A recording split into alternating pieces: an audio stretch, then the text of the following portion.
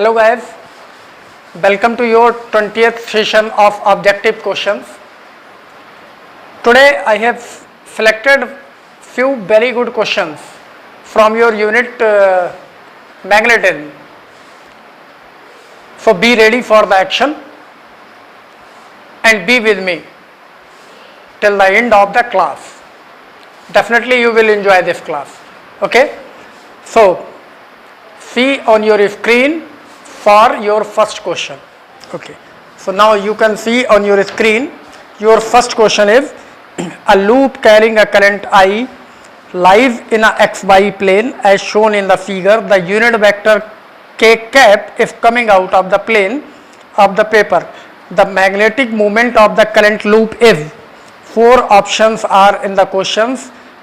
These are a square I k cap, b pi by 2 plus 1 a square I k cap, c minus pi by 2 plus 1 inside a bracket a square I k cap, and d 2 pi plus 1 a square I k cap.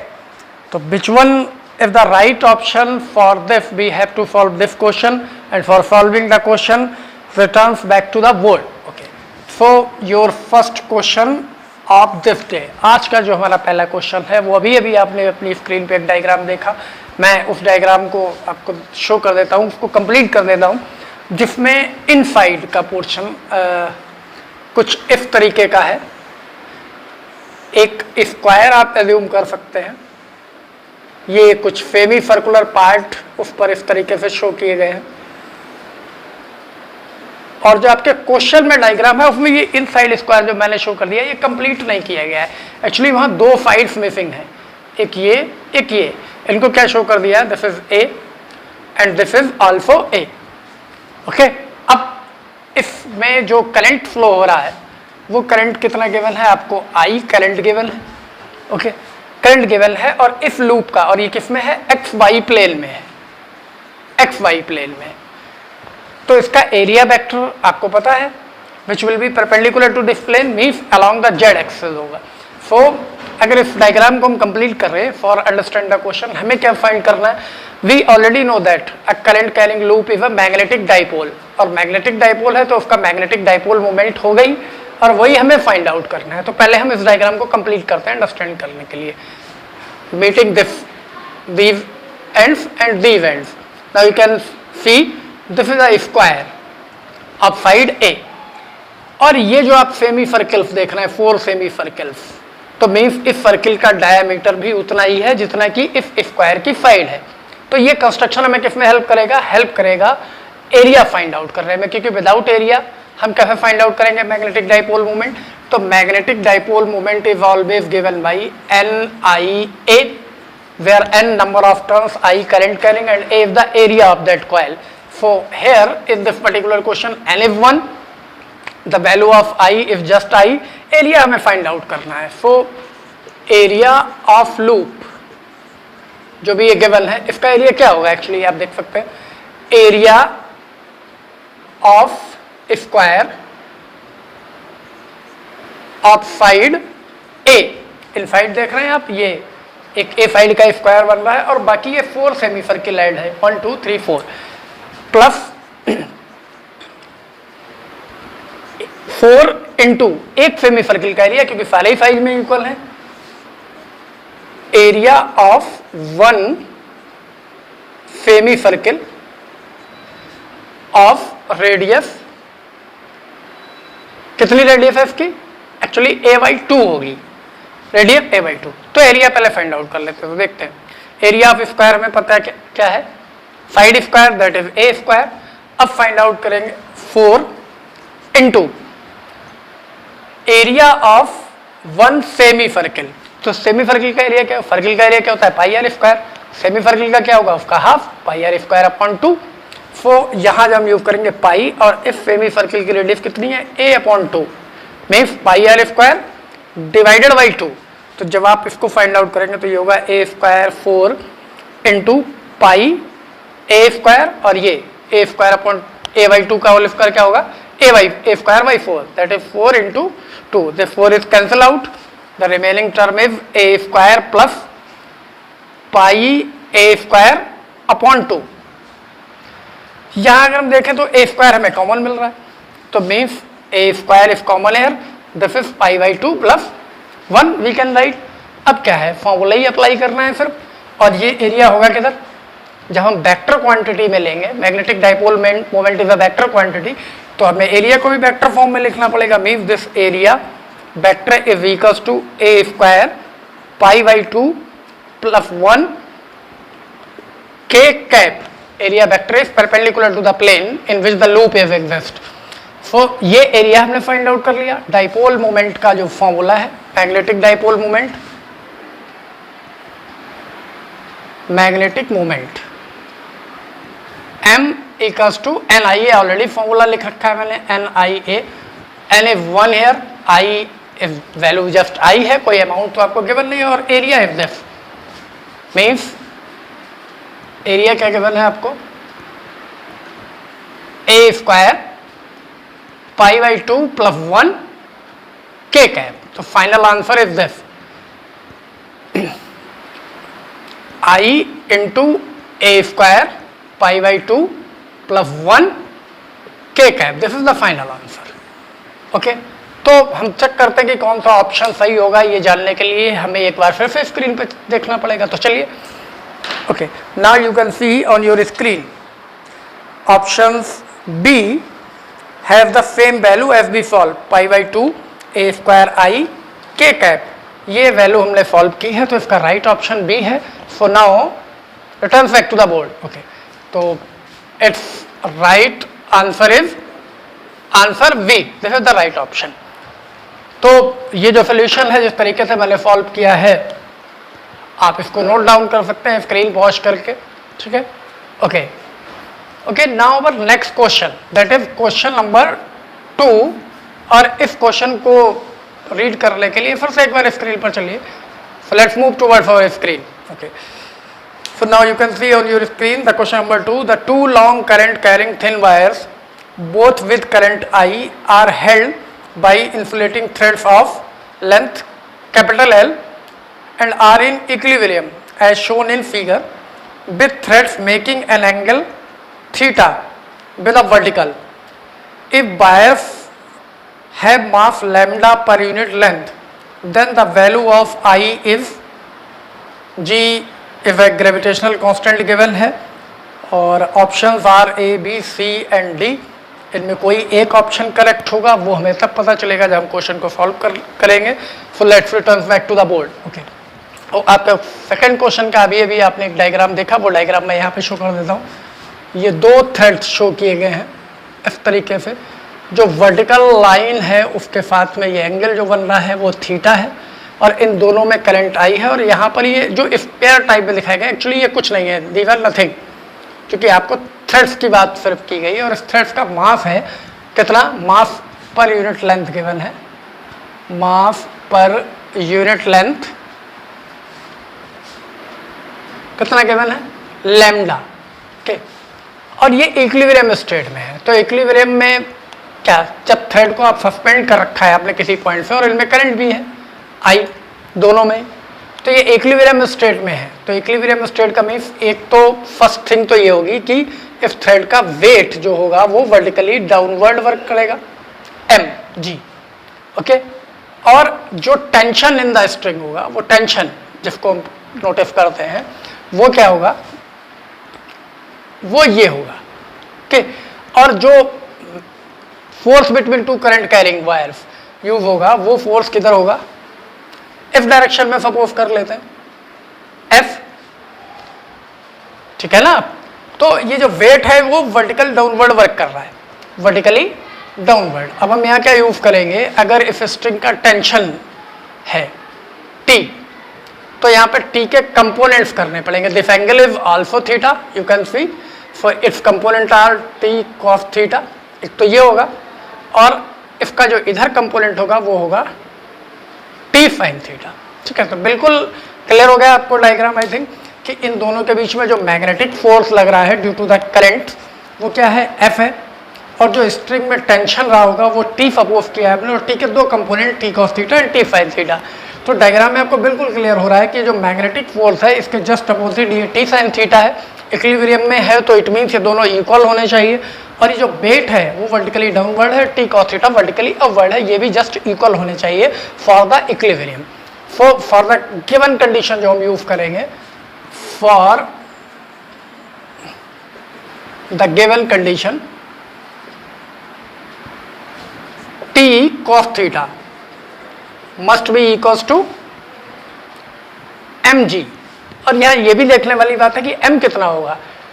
Thread की length given है l और मास per unit length है lambda, तो total mass इस lambda का meaning क्या हुआ, अगर इसका मास m है तो ये m अपॉन l है, तो एक्चुअली m क्या होगा, lambda into l। So we can write here this is lambda l g। Okay, तो now equation is t cos theta equals to lambda L g, consider as the equation first. Okay, अब इन components की बात करते हैं। T sine theta actually क्या करेगा। Okay, तो टी साइन थीटा की बात करते हैं क्या करेगा। सबसे पहले the force between two current carrying conductors का फॉर्मूला यूटिलाइज करेंगे, which is mu not upon 2 pi I1 I2, so both are equal, तो that's why it is I square I1 into I2 और both are I upon distance between them. Distance, ये vertical line just mid से cross हो रही है, distance हमें given नहीं है, तो हम सपोज कर लेते हैं for convenience it is 2x इसलिए सपोज किए जस्ट ये मिडिल लाइन है, तो x यहाँ तक की हो जाएगी और x यहाँ तक की हो जाएगी, हाफ हाफ, तो 2x है। So we can write here the 2x formula is mu not upon 4 pi I1 I2 upon r into l, जितनी लेंथ पे ये वर्क करता है। फॉर्मूला ऑलरेडी आपने पढ़ा होगा, force between two current carrying conductors. Okay, तो यहाँ ये वैल्यू हमारे पास में f की मिल गई। अब इसको थोड़ा सा और सॉल्व करते हैं, क्योंकि x तो हमने सपोज किया, actually x is nothing here, तो हमें उन x को उन वैल्यू में कन्वर्ट करना होगा जो है गिवन है। So we can see this is a right triangle, ये एक राइट ट्रायंगल फॉर्म हो रहा है। अगर हम इसको कोई नेम भी दे देते हैं, like this is P, this is O and this is S, तो SOP क्या यूज कर लेते हैं।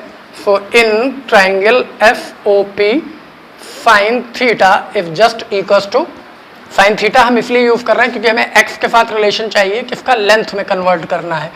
तो this is perpendicular and this is hypotenuse, so perpendicular upon hypotenuse, that is x equals to L sin theta. Now the formula of f is mu naught upon 2 pi I square 2 into x की value place कर देते हैं, L sin theta, और L यहाँ already है, this L is cancel from this L, तो remaining term जो आपका होगा वो क्या होगा, mu naught 2 into 2 that is 4 pi I square upon sine theta, ये हो गया आपका f। और ये किससे बैलेंस होगा, आप देख रहे हैं डायग्राम में, f is just opposite to this component t sine theta. So now t sine theta is equals to f, और f की वैल्यू क्या है, mu not upon 4 pi I square sine theta. This can be consider as the equation second. ठीक है, हमने दो यहाँ पर जो दिख रहा है वो रिलेशन यहाँ डेवलप कर लिए मैथमेटिकली। अब हमें क्या करना है, रिलेट करना है, इनको रिलेट करना है, तो क्या करते हैं, equation second dividing by equation 1, क्योंकि हमें पता है t तो अननोन है हमारे पास में, तो t को तो रिमूव ही करना पड़ेगा, और ऑप्शंस में भी t के टर्म में नहीं है, तो हम इसको रिमूव करते हैं। तो we can write here equation second divided by equation first, इसको डिवाइड कर लेते हैं। तो डिवाइड करने पर देखिए क्या मिलेगा, t sin theta divided by t cos theta, t and t is cancel out, sin theta upon cos theta is tan theta. Okay, now left hand side तो क्लियर हो गई आपको, t sin theta divided by t cos theta, t is cancel out, sin theta upon cos theta is equals to tan theta. Now अब ये value divide करते हैं, इनको जरा चेक करके देखते हैं। Mu naught upon 4 pi I square sin theta divided by this value lambda L G, lambda L G, यहाँ आप देख रहे हैं कुछ भी कैंसिल नहीं हो रहा, nothing is cancel out.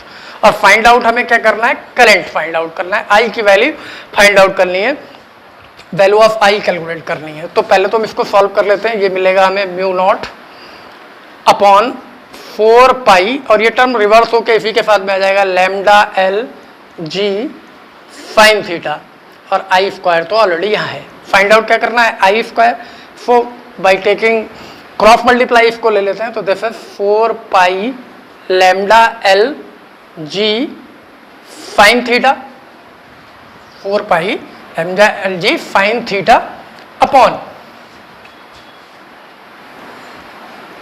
Upon mu not. ये टर्म सिर्फ और सिर्फ हमारे पास में बचेगा, ठीक है। और यहाँ पे जो हमने वैल्यू प्लेस की थी, ये value this one 2x x equals to L sine theta, ये वैल्यू हमने प्लेस की थी। यहाँ जब हमने इसको डिवाइड किया है T sine theta T cos theta, ये टेन थीटा के टर्म में ऑलरेडी आ गया है। तो अगर हम यहाँ पे चाहें तो टर्म टेन थीटा जो है वो रिवर्स होके ये यहाँ आ गया टेन थीटा, ओके। अब इसको भी हम सॉल्व करके देख लेते हैं कि कुछ कोई वैल्यू मिलेगी हमें या नहीं मिलेगी, उसको भी चेक हो जाएगा। तो देखते हैं आई स्क्वायर को हमने रिवर्स किया है, तो ये term sine theta tan theta multiplication में आएगा, ठीक है, टेन थीटा ये आ जाएगा, ओके। तो अब हम इसको और सॉल्व करते हैं थोड़ा सा। 4 pi lambda L G sine theta and tan theta can be written as sine theta upon cos theta divided by mu not. This sine theta sorry sine theta and sine theta is sine square theta. तो जो result है हमारे पास में वो कुछ इस तरीके का होगा, आई स्क्वायर इक्वल्स टू 4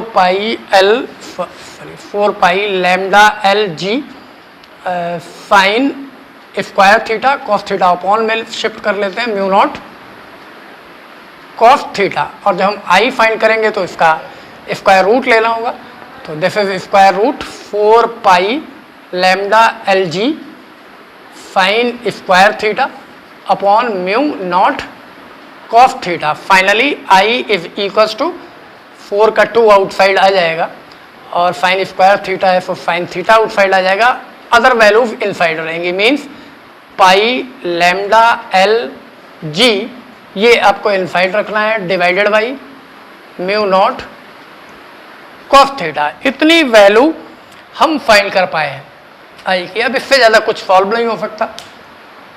सो यही हमारा सोल्यूशन है। और ऐसा अगर कोई ऑप्शन है तो हमने सही सॉल्व किया है, ऐसा कोई ऑप्शन नहीं है तो हमने कोई मिस्टेक की है। तो let's check, move towards our screen, okay. तो now you can see option A have the value sine theta under root pi lambda g l upon mu cos theta. तो हमारा तो ऐसा नहीं आया है। Second one is 2 sine theta outside the root and inside the root is pi lambda g l upon mu not cos theta. तो this should be the right option. So now returns back to the board. Once again, we have the second option correct. The option B is correct. Okay. So you can note down the solution also by pausing the screen, by playing the video again and again as you want. Okay. Okay. Now our next question, that is question number 3 of the session. और इस question के लिए फिर से एक बार screen पे चलिए, okay. तो अब आपको अपनी स्क्रीन पर एक क्वेश्चन दिखाई दे रहा है नंबर 3। चलिए मैं रीड करता हूँ। A conductor lies along the Z axis at in between -1.5 Z 1.5 metre. Means Z axis पर नेगेटिव और पॉजिटिव के बीच में ये लाई कर रहा है and carries a fixed current 10 ampere in negative Z direction.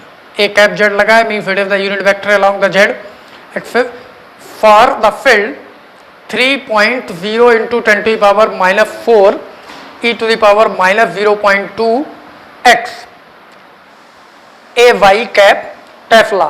Find the power required to move the conductor at a constant speed to x equals to 2.0 meter to y equals to 0 meter in 5 into 10 to the power -3 second. Assume parallel motion along the x-axis. 4 options are once again in the question. 1.57 watt, 2.97 watt, 14.85 watt and 29.7 watt. So diagram भी question में दिया है, इसको आप ध्यान से देख लीजिए। जेड एक्सेस पे शो किया गया है डाउनवर्ड को -1.5 और अपवर्ड को जेड एक्सेस पे +1.5 नोटिस किया गया है। में overall the length of conductor is 1.5 + 1.5 3 metre होगी, जो कि आपको इसमें शो किया गया है डायग्राम में। For solving the question now return back to the board. Okay, so question number 3 में आपने डायग्राम देखा कि वो डायग्राम क्या कह रहा है. अभी भी आप साइड स्क्रीन पर देख सकते हैं डायग्राम में. तो कंडक्टर में करंट जो लेंथ है कंडक्टर की, वो लेंथ जो हम नोटिस करेंगे वो होगी actually 1.5 plus 1.5 3 metre total length हो गई कंडक्टर की. इसमें जो करंट गिवन है वो गिवन है I = 10 एम्पियर, और जो मैग्नेटिक फील्ड गिवन है वो कितना गिवन है 3 × 10⁻⁴ 3 × 10⁻⁴ e to the power -0.2x 0.2x a y cap means it is directed along the y axis. Tesla unit भी स्टैंडर्ड है, मीन्स SI यूनिट गिवन है. अदर कोई वैल्यू जो इसमें गिवन है वो x के अलॉन्ग इसका मोशन सपोज किया गया 2.0 metre and y = 0 means motion किधर हो रहा है x के अलॉन्ग हो रहा है. अब इफ फाइंड आउट क्या करना है, पावर टाइम भी गिवन है क्वेश्चन में, कितने टाइम में पावर हमें कैलकुलेट करनी है 5 × 10⁻³ सेकेंड. ठीक है, 5 × 10⁻³ सेकेंड. तो सबसे पहले पावर का फॉर्मूला जो नॉर्मल फॉर्मूला आप जानते हैं वो है P = W/T, the time rate of work done if power. तो यहाँ पर हम कैसे यूज करेंगे, क्योंकि यहाँ तो ये कंडीशंस हैं तो डायरेक्ट W तो है ही नहीं, तो हमें वर्क कैलकुलेट करना पड़ेगा. तो पावर का फॉर्मूला हम यहाँ पे कर लेंगे 1/T, और W को फाइंड आउट करने के लिए क्योंकि यहाँ वर्क वेरिएशन हो रहा है 0 to 2 metre along the x axis, तो हमें मैग्नेटिक फोर्स चाहिए होगा किधर along the x axis, that is F dx. ये वर्क तो ये होगा ना F dx. अब इसी को अगर हम सॉल्व करें तो जैसे 1/T वैल्यू यहाँ पुट करते हैं 0 to 2, और जो कंडक्टर पे फोर्स अप्लाई होता है वो क्या होता है formula F = IVL sin theta. Okay, so यहाँ हमें यूज करना पड़ेगा B means magnetic field along the x axis चाहिए होगा, length of the conductor, current in the conductor and sine 90 है यहाँ पे क्योंकि डायरेक्शन x y z आपस में परपेंडिकुलर होते हैं, एंड dx. ये वैल्यूज हम यहाँ पे पुट करते हैं, देखते हैं क्या क्या रिजल्ट मिलता है. T इज 5 × 10⁻³ अब यहाँ पे 0 to 2 Vx. ठीक है, तो यहाँ V की वैल्यू पुट कर लेते हैं, देखते हैं 3 × 10⁻⁴ e to the power -0.2x. Okay, I की वैल्यू लेंथ है 3 और I की वैल्यू है 10, sin 90 = 1 dx. तो यहाँ पे आउटसाइड लेते हैं, पहले इसको सर्च करके 3 × 3 9, और ये 10 इसमें से सब्सट्रैक्ट कर दें माइनस पावर, तो it is 9 × 10⁻³ is taken outside from the integration. और यहाँ जो रिमेनिंग टर्म है वो क्या बचा है e to the power -0.2x dx, सिर्फ ये बचा है. इसी का इंटीग्रेशन हमें करना पड़ेगा. तो पहले ये 10⁻³ कैंसल आउट, 9/5 इज रिमेनिंग. अच्छा क्वेश्चन है, be with me, continue. So 9/5 is where 9/5. अब ये टर्म आ गया है, अब यहाँ करना पड़ेगा आपको इंटीग्रेट. तो इंटीग्रेशन के लिए फॉर्मूला मालूम होना चाहिए. तो like if we have e to the power ax dx, तो इसका फॉर्मूला क्या होगा 1/a e to the power x. ये इसका इंटीग्रेशन होगा, उसी को हम यहाँ यूटिलाइज करेंगे. और यहाँ एक्चुअली में पावर क्या है नेगेटिव है, तो e to the power -x तो माइनस रहेगा, यहाँ पे -1/a. अगर हम यहाँ पे माइनस कर देते हैं तो ये माइनस रहेगा e to the power -ax. इस तरीके से ये सॉल्व होगा. तो इसको यहाँ अप्लाई करते हैं, देखते हैं. और लिमिट भी है साथ में, तो लिमिट के अकॉर्डिंग जब हम इसको इंटीग्रेट कर रहे हैं तो देखिए as a place of a क्या है 0.2 है और माइनस भी है, तो 1/0.2 और नेगेटिव ऑलरेडी है, और e to the power -ax additive रहेगा मीन्स 0.2x. ओके, और लिमिट इज 0 to 2. इसको सॉल्व करना है, हमें सॉल्व करते हैं, वो भी देख लेते हैं. फर्स्ट टाइम क्या करते हैं फॉर्मूले के according upper limit minus lower limit, तो ये 0.2 ये तो -5 हो गया, 1 / 0.5 e to the power minus, upper limit की बात हो रही है यहाँ पे, 0.2 इंटू एक्स की वैल्यू भी 2 है, और माइनस सिर्फ फार्मूले का है, और माइनस ये वैल्यू खुद ही है, माइनस ये वैल्यू खुद है, तो 0, तो माइनस एंड माइनस -5, ओके, क्योंकि ये 1/0.2 5 हो गया, और उसके बाद x के प्लेस पे हमें क्या पुट करना है, 0 लोअर लिमिट में, तो e टू द पावर 0 ये टर्म हमारे पास में आ गया। नाउ 9/5, तो आप देख सकते हैं माइनस माइनस क्या हो जाना चाहिए, प्लस हो जाना चाहिए, e to the power 0 means 1 हो जाएगा, तो जो इनफाइनाइट टर्म आएगा, तो पहले तो हम 5 दोनों में से कॉमन मिल रहा है, ठीक है, 5 दोनों में से कॉमन मिल रहा है, जब यहाँ से 5 कॉमन ले लिया, e टू द पावर 0 का मतलब 1, और ये पॉजिटिव होगा, पॉजिटिव टर्म को हमने पहले लिख लिया, माइनस, यहाँ देखते हैं 5 तो हमने कॉमन निकाल लिया, लेकिन ये माइनस और e to the power minus 0.4, इसको थोड़ा सा और सॉल्व करेंगे, ये 5 कैंसिल हो गया, 9, इसको हम ऐसे लिख सकते हैं, 1 e to the power minus 0.4, और ईवीएस्ट वे में सॉल्व करें 9, तो e to the power minus 0.4 minus 1 divided by e to the power 0.4, sorry minus था, अपॉन में आके प्लस हो जाएगा, e to the power 0.4, okay, तो e to the power 0.4 minus 1 e to the power 0.4, ये मिल गया है हमें इसका कंप्लीट सोल्यूशन। अब e टू द पावर 0.4 को कैसे फाइंड आउट करें, यह भी एक प्रॉब्लम है, ठीक है, उसको भी करते हैं। ये फॉर्मूला भी आपने रीड किया होगा, सीरीज का extension e to the power x को हम कैसे लिखते हैं, 1 plus X upon factorial 1 plus X square upon factorial 2 and so on, X cube upon factorial 3, ये फाइंड आउट करने का तरीका है। तो मैं e टू द पावर 0.4 की वैल्यू यहाँ फाइंड आउट करता हूँ, e टू द पावर 0.4 जब हम सॉल्व करेंगे तो क्या मिलेगा, 1 प्लस एक्स के प्लेस पे 0.4, फैक्टोरियल 1 का मीन्स जस्ट 1 ही होगा, प्लस एक्स स्क्वायर 0.4 का स्क्वायर जब हम करेंगे तो 0.16, और फैक्टोरियल को सॉल्व करेंगे 2.1 एंड सो ऑन। तो ये वैल्यू हमें मिल गई 0.4, और यहाँ डिवाइड करें तो प्लस 0.08, ये मिल जाएगा।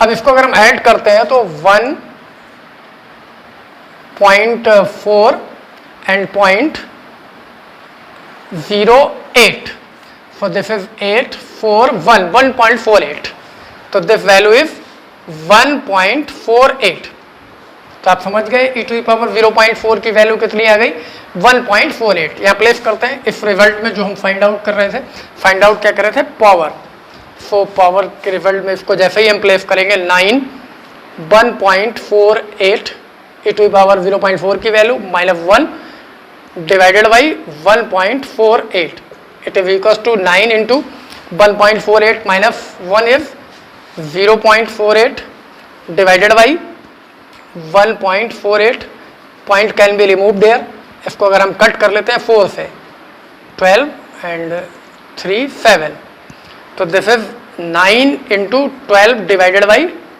37, ठीक है। इसको सॉल्व करके देख लेते हैं क्या होता है, 108 डिवाइडेड बाई 37, ओके, देखते हैं क्या डिवाइड करके आता है।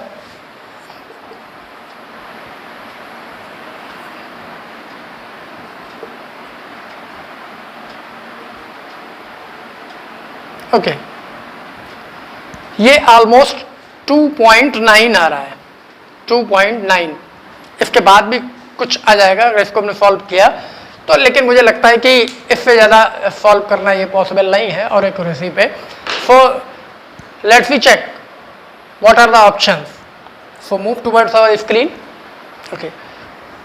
तो अब आप अपनी स्क्रीन पर देख पा रहे हैं हमारे पास में जो ऑप्शंस हैं, A is 1.57 watt, B is 2.97 watt, C is 14.85 what and D is 29.7 what. इतने ऑप्शंस हमारे पास में है ऑलरेडी मौजूद, लेकिन इन ऑप्शंस में जो वैल्यू है हमारे पास में हमारे सोल्यूशन के according near by 2.97। Okay, so right option once again should be B. Now returns back to the board. Okay, so it's right option is answer B is the correct option.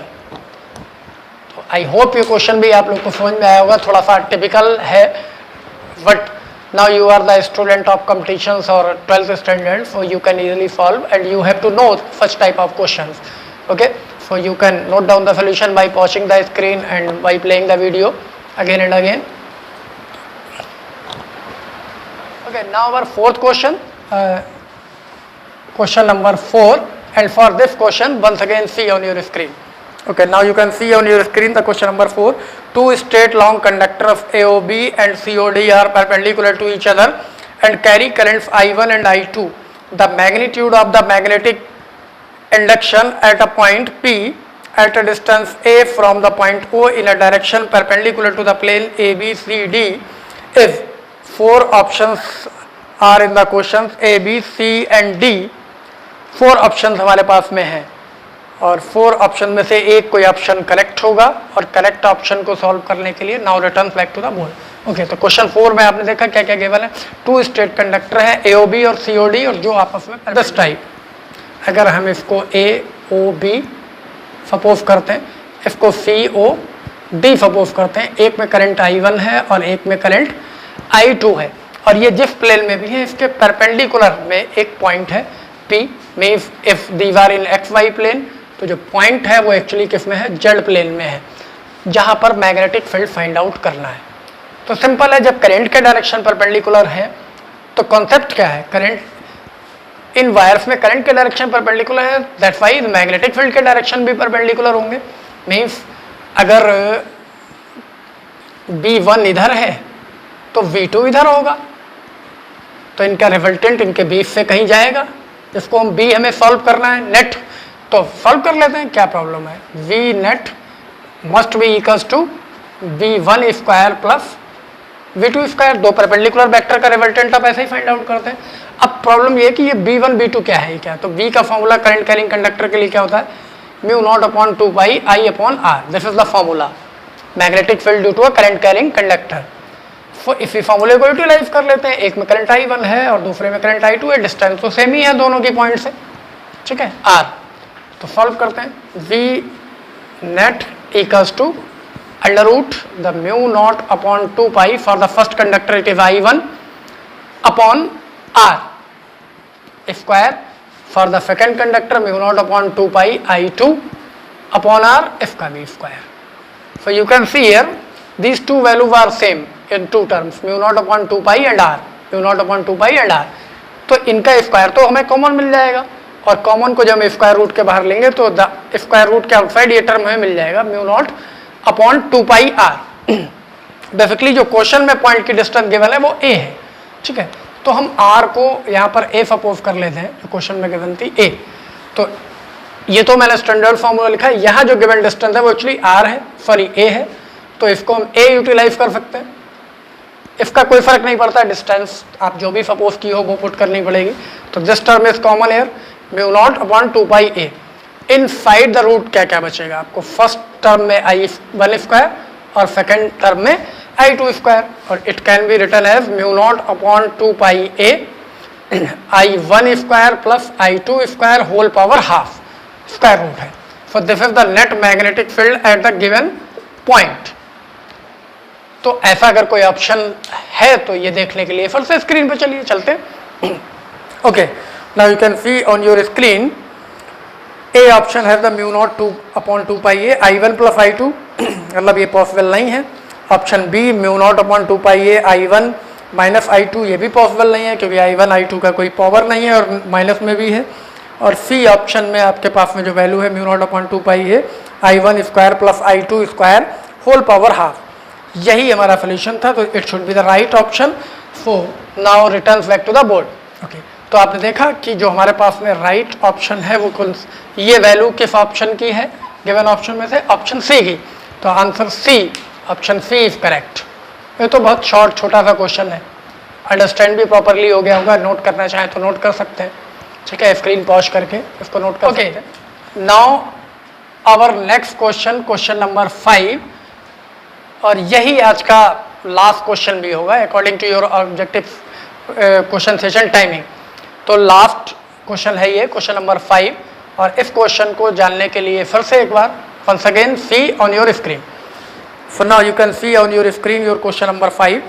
A long straight wire along the z-axis carries a current I in the negative z direction.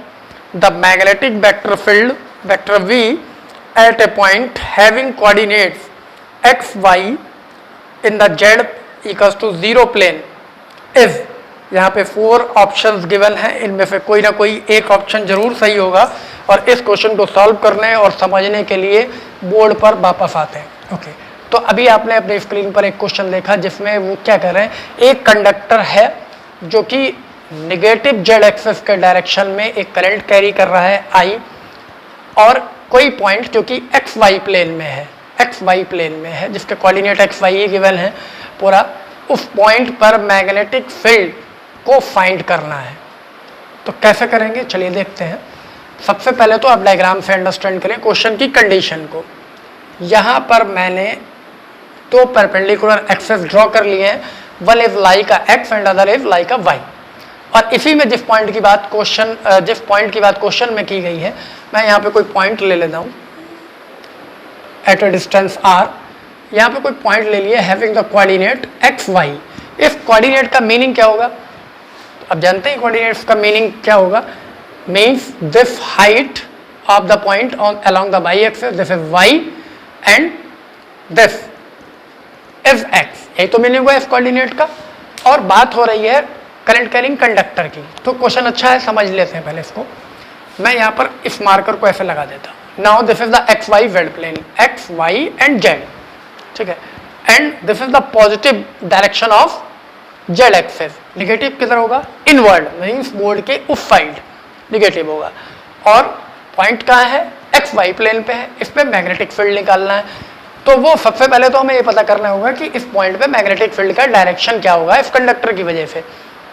तो चलिए check करते हैं। Marker को ध्यान से देखिएगा।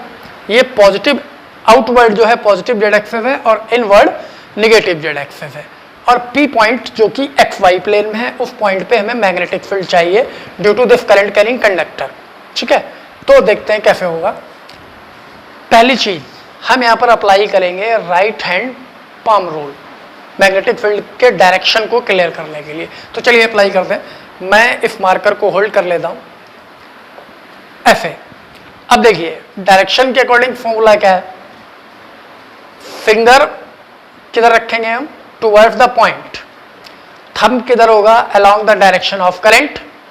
तो magnetic field किधर होगा, along a perpendicular on this palm, the direction to push, okay. जिधर हम इस पाम से धक्का देंगे उस डायरेक्शन में मैग्नेटिक फील्ड होगा। तो चलिए चेक करते हैं, देखते हैं। इस तरीके से मैंने मार्कर को रख दिया है। अब देखिए निगेटिव जेड एक्सिस मतलब इनवर्ड, हमने थंब को, इस थंब को करंट के डायरेक्शन में रखना है, मीन्स करंट किधर जा रहा है, इनवर्ड। और फिंगर्स को किधर रखना है, जिधर ये लाइन है, मीन्स टुवर्ड द पॉइंट। ये फिंगर्स पॉइंट की तरफ है। तो मैग्नेटिक फील्ड का डायरेक्शन किधर होगा, पुश करने के डायरेक्शन में, मीन्स ऐसे। और कैसे होता है, एट एन एंगल 90 डिग्री होते हैं सारे एक दूसरे के, आई और ये radial line of the point and the direction of magnetic field. It means इस लाइन के परपेंडिकुलर डायरेक्शन में डाउनवर्ड ऐसे जा रहे हैं। तो देखते हैं, इस लाइन के परपेंडिकुलर डायरेक्शन मतलब दिस एंगल, इधर होगा मैग्नेटिक फील्ड, ठीक है ना, इधर मैग्नेटिक फील्ड होगा। अब क्वेश्चन ये कि पॉइंट तो एक्स वाई में है, magnetic field X Y plane में, तो एक्स के अलोंग क्या होगा और वाई के अलोंग क्या होगा, फिर उनका रिजल्टेंट क्या होगा। तो सबसे पहली बात, if this angle is theta, ये जो रेडियल लाइन है थीटा एंगल बना रही है।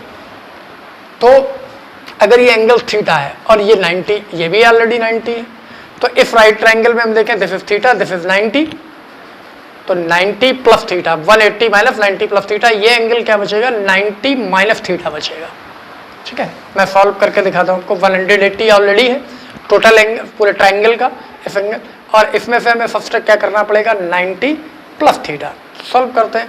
It is 90 minus theta means ये जो एंगल बचेगा ये 90 माइनस थीटा होगा, और ये जो टोटल एंगल है खुद 90 है, तो ये जो आउटर एंगल शो हो रहा है ये खुद थीटा हो गया। ठीक है, यहाँ पे मैं बाई हटा देता हूँ अंडरस्टैंड करने के लिए, इसको भी हटा देता हूँ। ये एंगल क्या हो गया, थीटा हो गया। बाई यहाँ लिख देता हूँ। ठीक है, लास्ट क्वेश्चन है तो इवली अंडरस्टैंड करिए इसको। थीटा एंगल पे ये टर्म है। अब इसके हम कंपोनेंट करेंगे अलोंग एक्स और अलोंग वाई। तो देखिए, एक कंपोनेंट इसका इस डायरेक्शन में होता है, हॉरिजॉन्टल हो सकता है, और एक इस डायरेक्शन में हो सकता है। तो हॉरिजॉन्टल कंपोनेंट ये है, और ये कितना आएगा बी साइन थीटा, क्योंकि थीटा तो हम इधर से मेजर कर रहे हैं, और ये जो डाउनवर्ड दिख रहा है आपको ये होगा बी कॉस थीटा। ठीक है, बी साइन थीटा उधर और बी कॉस थीटा इधर। अब इनकी इफेक्टिव वैल्यू पॉइंट बी पे निकाल लिए, तो चलिए निकाल लेते हैं। The net magnetic field